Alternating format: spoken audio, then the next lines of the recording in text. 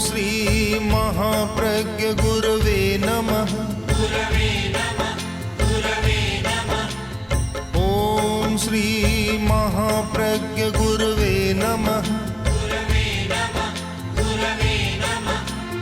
ओम श्री महाप्रज्ञ गुरवे नमः। ओम श्री महाप्रज्ञ गुरवे नमः। ओम श्री महाप्रज्ञ गुरवे नमः।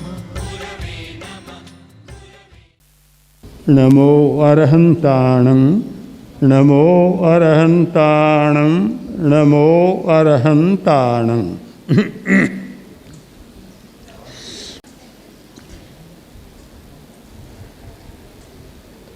हमारे शब्द दूसरों तक जाते हैं और हमारी भावना को दूसरों तक पहुंचा देते हैं। एक प्रश्न मेरे मन में आ रहा है कि जब लोग कह देते हैं कि एक प्रवचन जीवन की दिशा को बदल सकता है, क्या यह अतिशयोक्ति नहीं है? ये तो अतिशयोक्ति है। एक कोण से देखता हूँ तो अतिशयोक्ति है, दूसरे कोण से देखता हूँ तो ये सच्चाई है। संत ज्ञानेश्वर महाराष्ट्र के प्रसिद्ध संत हुए हैं। संत ज्ञानेश्वर, उन्होंने गीता की टीका लिखी है ज्ञानेश्वरी। गीता पर अनेक टीकाएं हैं, मैंने देखी, पर ज्ञानेश्वरी जैसी मार्मिक टीका मुझे दूसरी नहीं लगी। पहुँचे हुए संत और साधक थे, बैठे थे। एक दिन एक स्त्री अपने छोटे बच्चे को लेकर आई और बोली कि संत जी, मेरा बच्चा बीमार बहुत रहता है, कोई उपचार करें। तो संत ने पूछा कि गुड़ खाते हो कि खाता हूँ? ज़्यादा खाते हो? कहाँ बहुत खाता हूँ। ठीक है। बहन से कहा आज तुम चले जाओ, कल आना। दूसरे दिन आए और संत ने कहा देखो, तुम्हारी बीमारी का मूल है कि गुड़ ज़्यादा खाते हो, गुड़ खाना बंद कर दो, स्वस्थ हो जाओगे, चले जाओ। तो वह महिला बोली, महाराज इतनी छोटी सी बात के लिए मुझे आज क्यों बुलाया? कल ही कह सकते थे, आप बता सकते थे। तो संत ज्ञानेश्वर बोले कि ये जब आया, तुम आई थी, मेरे सामने गुड़ की थाली पड़ी थी, उसमें गुड़ था और मैं गुड़ खाता हूँ। अगर मैं कहता कि गुड़ मत खाओ तो बच्चा समझता खुद तो खाते हैं, मुझे मनाही करते। मैंने कल से ही गुड़ खाना छोड़ दिया, अब मैं कह सकता हूँ कि गुड़ मत खाओ और मेरी बात का इस पर असर होगा। ठीक यही मैं समझता हूँ। एक बात एक असंयमी व्यक्ति कहता है वही बात, और वही बात एक संयम का साधक कहता है, तो दोनों में अंतर आ जाता है। एक असंयमी व्यक्ति जो बात कहता है उसका प्रभाव इसलिए नहीं होता कि उसके साथ असंयम के परमाणु आते हैं, और एक संयम का साधक व्यक्ति जो बात कहता है उसका प्रभाव इसलिए होता है कि उसकी बात के साथ संयम के परमाणु आते हैं। बहुत बड़ा अंतर होता है, बहुत अंतर है असंयम के परमाणुओं का, संयम के परमाणुओं का। एक व्यक्ति गुस्से में है और वह कहेगा अपने बच्चों से कि गुस्सा मत करो अब, तो बच्चे कहेंगे खुद तो गुस्सा कर रहा है, और हमें कहता है गुस्सा मत करो, उसकी बात का कोई असर नहीं होगा। और एक शांत व्यक्ति है, वह कहता गुस्सा मत करो, तो बच्चों में परिवर्तन शुरू हो जाएगा, बदल जाएंगे और वे सोचेंगे ठीक बात कह रही है। परमाणुओं का बड़ा प्रभाव होता है। हमें प्रभावित करने वाले दो हैं, परमाणु और प्रकंपन, वाइब्रेशंस, प्रकंपन।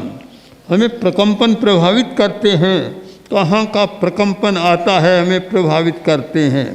परमाणु प्रभावित करते हैं। अभी अभी आपने देखा कि सूर्य ग्रहण हुआ तो समाचार पत्र में छपा था कोई भोजन न करे, नींद न ले, सोए नहीं। क्यों भोजन क्यों नहीं करे? इसलिए कि उस समय जो परमाणुओं का विकिरण होता है, जो आकाश मंडल से परमाणु आते हैं, वे स्वास्थ्य के लिए, मस्तिष्क के लिए हानिकारक होते हैं। तो ये संक्रमणशील हमारा संसार, सारी संक्रमण की दुनिया, और इसमें परमाणु घूमते रहते हैं और हमें प्रभावित करते रहते हैं। एक दिन में 6 ऋतुएं आती है, वर्ष में 6 ऋतुएं आती है, तो एक दिन में भी आती है। प्रातःकाल एक ऋतु है, कुछ समय बाद दूसरी आ जाती है, बसंत होता है, और जैसे गर्मी बढ़ती है शाम का समय आते हुए ग्रीष्म ऋतु आ जाती है। वो ऋतु के अनुसार विचार बदलता रहता है। आप खोजें एक व्यक्ति जिसका जब उठा तब से लेकर और फिर दूसरे दिन उठेगा तब तक एक प्रकार का विचार रहा हो, शायद व्यक्ति खोजना मुश्किल होगा, मिलेगा ही नहीं। पता नहीं दिन में कितने विचार बदल जाते हैं, कितने भाव बदल जाते हैं। कभी अच्छा विचार, कभी बुरा विचार, कभी राजी, कभी नाराज, कभी प्रसन्न, कभी अप्रसन्न। मूड बदलता रहता है। मूड एक अच्छा शब्द चल पड़ा, आज बहुत चलता है शब्द ये बाजार में कि इसका मूड अच्छा नहीं है, मूड अच्छा नहीं है। कभी तुमने मुझे कुछ देना था, उस समय नहीं दिया, तो उस समय मेरा मूड अच्छा नहीं था, अब मूड अच्छा हो गया तो मैं दे सकता हूँ। मूड बदलता रहता है। कि क्यों बदलता है, इसे समझने के लिए हमें सूक्ष्म जगत की यात्रा करनी होती है। हम स्थूल जगत में इसको समझ नहीं सकते। जो सूक्ष्म जगत के नियम हैं उन्हें समझना जरूरी है कि जैसे जैसे हमारे परिपार्श्व में परमाणु बदलते हैं, भाव बदलते हैं, हमारा आभा मंडल बदलता है और उसके साथ हमारे विचार भी बदलते चले जाते हैं। प्रातःकाल एक प्रकार का विचार होता है और सायंकाल दूसरे प्रकार का विचार होता है। इसीलिए एक विज्ञान चला, स्वरोदय विज्ञान, एक बड़ा विज्ञान है। उसमें है कि कौन सी बात कब कहनी चाहिए, कौन सा काम कब करना चाहिए, प्रातःकाल क्या करना चाहिए, मध्याह्न में क्या करना चाहिए। जैसे हमारे चलता है एक सहजी कि पड़मम पौरिषि सज्जायम, उत्तराध्ययन सूत्र में है, पड़मम पौरिषि सज्जायम बीयम झाणं झेयायई तय्याये भिक्षायरियम चौथ्ये पुणो विसज्जायम। पहले पैर में स्वाध्याय करो। वह स्वाध्याय का इतना मतलब है कि कंठस्थ करना हो तो सुबह कंठस्थ करो। कंठस्थ करने का सबसे बढ़िया समय प्रातःकाल है। कंठस्थ करो, पाठ करो, सबसे अच्छा है। किंतु चिंतन के लिए प्रातःकाल का समय अच्छा नहीं। आपको तर्क करना है, सूक्ष्मता में जाना है तो वह समय उतना उपयोगी नहीं रहता। उसके लिए बीयम झाणम जियायई, दूसरा पहर उसके लिए अच्छा है। उस समय आपकी मेधा जो काम करती है, आप सूक्ष्म तर्क में जा सकते हैं, सूक्ष्म तत्व की मीमांसा कर सकते हैं और अच्छा समझ सकते हैं। मैंने भी अनुभव किया कि हम लोग आगम का काम करते हैं और जितने भाष्य लिखे या टिप्पणियाँ लिखी लगभग 2 बजे के बाद, 2 बजे से 4 बजे 5 बजे के बीच में लिखी। और मैंने अनुभव किया तो वही काम मैं अगर प्रातःकाल करूं तो शायद उतना सूक्ष्मता से नहीं हो सकेगा जितना मध्याह्न काल में होता है। एक समय का अपना है, हमारी जैविक घड़ी है। जैविक घड़ी जैसे स्वरोदय भारतीय विज्ञान है, पश्चिमी वैज्ञानिकों ने उसी के अनुरूप उसी कोटि का एक विज्ञान विकसित किया, बायोलॉजिकल क्लॉक, जैविक घड़ी जो बायोलॉजिकल है। निरंतर वह उससे सूचना मिलती है, आदमी काम करता है और उस घड़ी के अनुसार चलता है तो ठीक काम होता है। उसमें भी नियम है कि किस समय क्या काम करना चाहिए। और सर्वोदय की दृष्टि से देखें तो कारण यह है कि हमारे प्राण का प्रवाह किस समय किस अवयव पर होता है। प्राण समूचे शरीर में है, हम प्राणी हैं, प्राण के आधार पर जिंदा हैं, प्राण है, पर प्राण का प्रवाह पूरे शरीर में एक समय नहीं होता, अलग अलग समय में अलग स्थानों पर विशेष होता है। सामान्य प्रवाह तो पूरे शरीर में होता है, किंतु विशेष प्राण का प्रवाह विशेष समय में अलग अलग होता है। इस आधार पर बतलाया गया कि हृदय की चिकित्सा करानी हो तो किस समय करनी चाहिए, फेफड़े की चिकित्सा किस समय करनी चाहिए, गले की जो बीमारी है इलाज कराना हो तो किस समय करना चाहिए, मस्तिष्क का किस समय करना चाहिए। जिस समय प्राण का प्रवाह अच्छा हो उस समय किया जाए तो लाभ होता है, प्राण का प्रवाह विपरीत है तो हानि भी हो जाती है। बहुत सारे लोग बाईपास भी कराते हैं, कुछ सफल हो जाते हैं, कुछ नहीं होते। क्रिया एक है, डॉक्टर करने वाला एक है, फिर भी अंतर आता है। कारण कि वह प्राण के प्रवाह के अनुकूल काम नहीं होता। तो हम एक सूक्ष्म जगत के नियमों को समझने का प्रयत्न करें। सूक्ष्म जगत के नियम अलग होते हैं, स्थूल जगत के नियम अलग होते हैं। और स्थूल जगत में सूक्ष्म जगत के नियमों को स्थूल जगत के साथ करें तो बात बैठती नहीं है। अब दो बच्चे मिले, बात कर रहे थे, काफ़ी बातें की। आखिर बात करते करते एक ने पूछा कि तुम्हारा जन्म कब हुआ? कि मेरा जन्म बुधवार को हुआ था।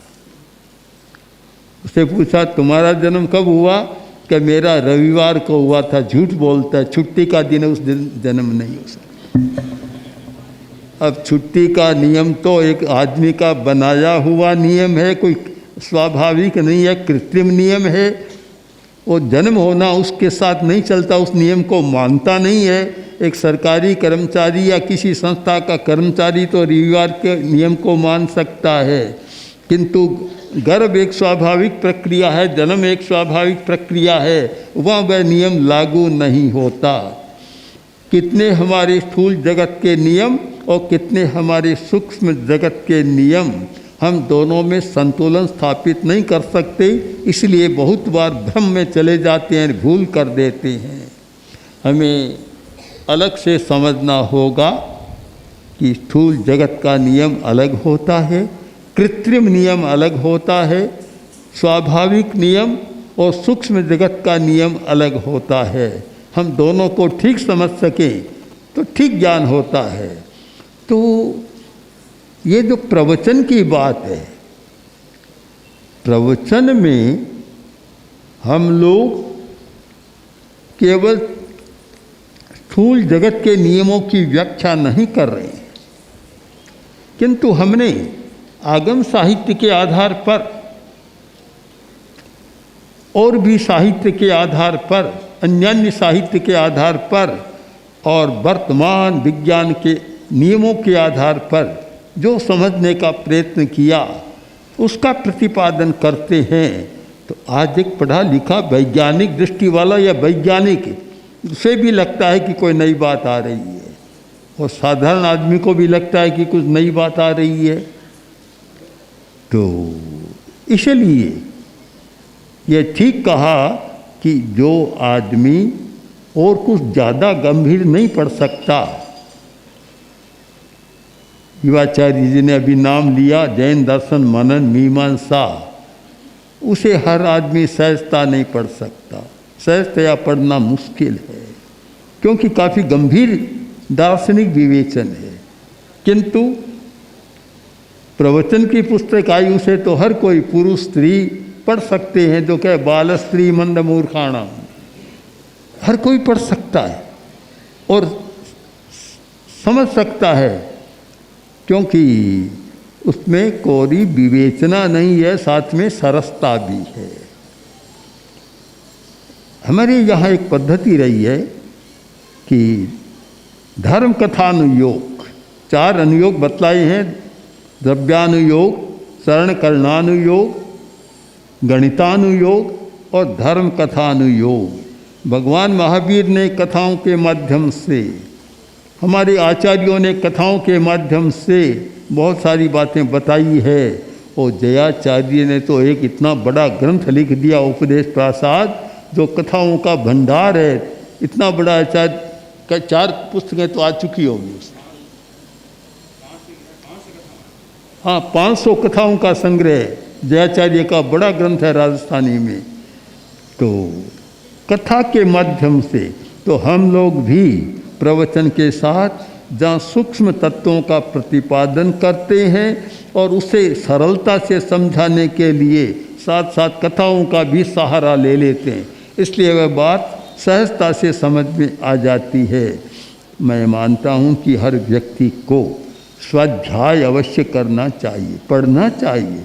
अब 24 घंटा में कुछ भी न पढ़े तो फिर मस्तिष्क निकम्मा होता है। मस्तिष्क में बहुत शक्ति है, ज्ञान जानने की है, जिज्ञासा है, जानना चाहता है और विकास कर सकता है, और काम में न ले तो फिर निकम्मा हो जाता है। मैं एक छोटी सी घटना के साथ बात को संपन्न करूं कि एक व्यक्ति एक म्यूजियम में गया, या डॉक्टरों का जहाँ मेला था वहाँ गया, जहाँ दिमाग की बिक्री हो रही थी, दिमाग बेची जाती थी। तो पूछा ये किसका दिमाग है? मोल इसका मूल्य है 5,000 रुपया। किसका है? कि एक वैज्ञानिक का है। आगे गया और पूछा कि ये एक व्यापारी का या किसी का है, इसका मूल्य का 10,000 रुपये। चलता गया, आखिर में एक आया कि इसका ये किसका है मूल्य? कि इसका मूल्य 1,00,000 रुपया। किसका है? कि किसी राजनेता का है। तो कहा रे, एक वैज्ञानिक के दिमाग का मूल्य तो 5,000 रुपया और एक राजनेता का 1,00,000 रुपया, इतना अंतर क्यों? कि तुम समझते नहीं, वैज्ञानिक ने तो अपने दिमाग से खूब काम किया, घिस गया है। राजनेता ने कभी दिमाग से काम किया ही नहीं, इसलिए बहुत ताज़ा है 1,00,000 रुपया में। हम दिमाग से काम लें तो दिमाग अच्छा रहेगा, काम न लें तो फिर 1,00,000 का मूल्य हो जाएगा। मरने के बाद जीने कोई मूल्य नहीं होता। इसलिए दिमाग का प्रयोग करें, मस्तिष्क की शक्ति का प्रयोग करें और कुछ समझने का प्रयत्न करें, जिससे हमारा ज्ञान भी बढ़ेगा और ज्ञान के साथ साथ सम्यक दर्शन भी बढ़ेगा और सम्यक चारित्र भी बढ़ेगा। ओम आत्मा। ओम श्री महाप्रज्ञ गुरवे नमः। ओम श्री महाप्रज्ञ